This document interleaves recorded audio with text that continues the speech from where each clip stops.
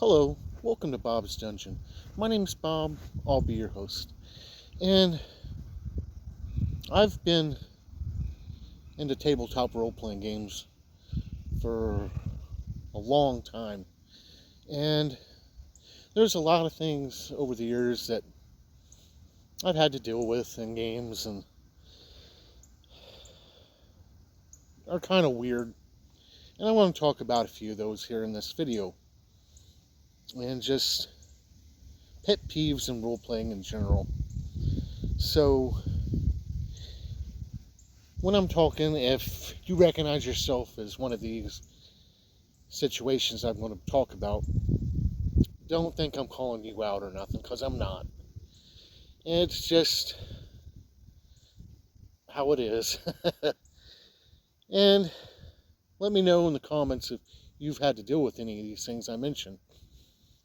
One of the things that a lot of people run into is they'll run into these players out there that believe that games should be the players versus the game master, or the game master versus the player.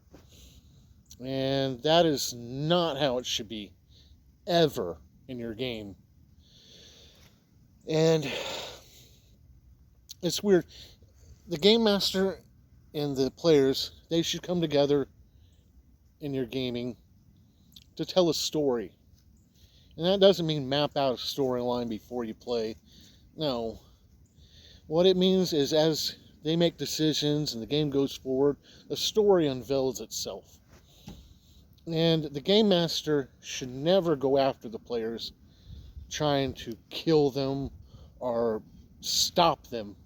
The game master is there to throw in opposition. Yes, there are going to be things that are going to hurt the characters, and the players might get killed along the way. That happens, okay? But it should never be a first priority for the game master to try to stop the characters, to try to kill the characters. He's there to arbitrate the situations that come up. The players, on the other hand, should not want to derail the game. They should not want to be there just to kill everything that the game master has to put in front of them. They should be there to figure out the puzzles and the problems and get past it.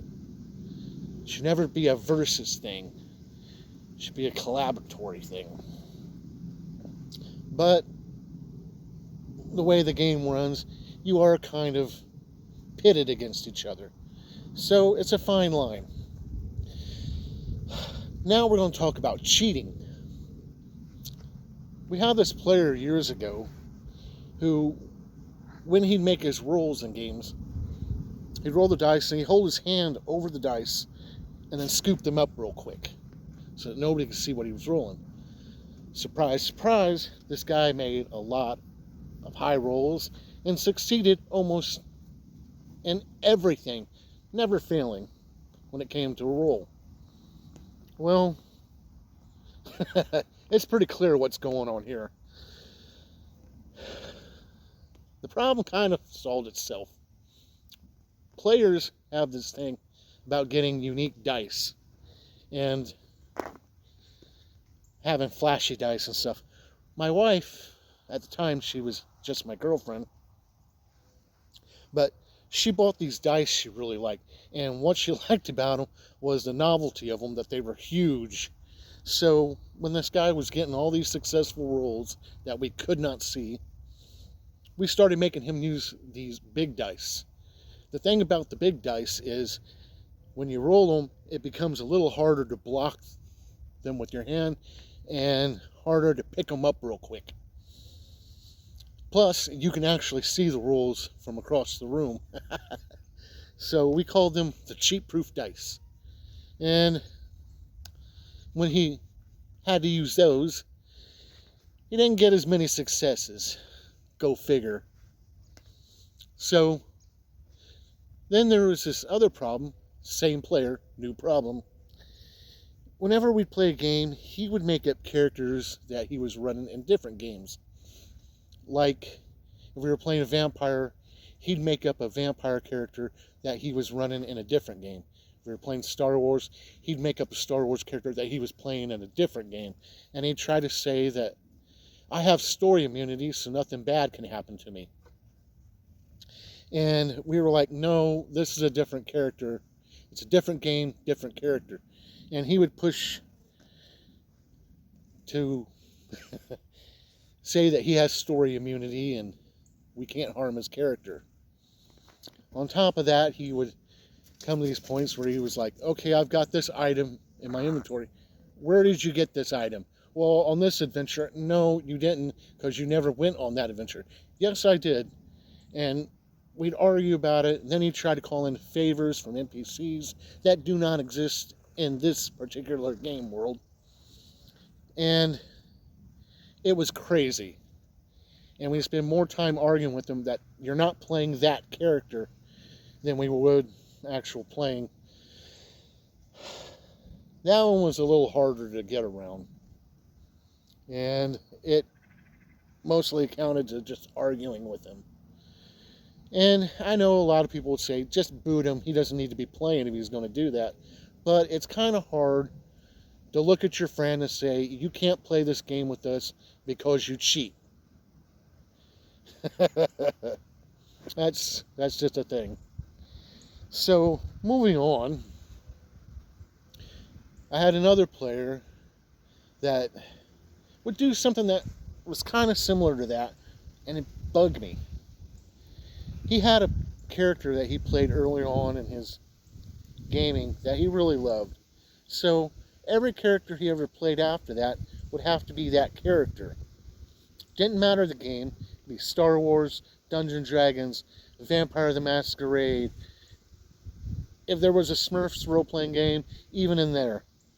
But he might start it off with the character having a different name, but then he gained a little bit of power. Then out of the blue, he changes the character's name to that old character's name. And would say it's the same character, and it was just, wasn't so much disruptive to the game, but it was really annoying. And he would push a lot of times trying to get everybody to play their favorite character from the past. And whereas there are some characters I played in the past that I'd like to go back to and play again, I don't want to play them in every game. I want to try new things, play new characters. If I got the chance to go back with the same players and game masters to play that old character, yeah, that'd be great. But I don't want to make up the same character to play in a brand new game. That's just me. Same player, different thing. He had this, what he wanted in his games was a bit different than what I wanted in my games. He wanted to play games where we pretty much threw out all the rules, got rid of all the mechanics. No character sheets, no dice. You just state what your character's doing, and your character is good enough that he does it all. At this point, you're just telling stories. It's no longer a game. I don't want to play campfire stories. I want to play a game. I want risk. I want danger. And that just wasn't for me. So, I haven't played with this player in a long while, so I don't know what they're up to these days. Then I had a different player who took the illusion of choice that they mention in some games to heart and made it the cornerstone of everything he did. Whenever you played a game with him, he would tell you, you only have the illusion of choice. And he'd keep reminding you of that. Your characters could not affect the game world in any way. He had to make sure that you knew that you didn't matter in the game.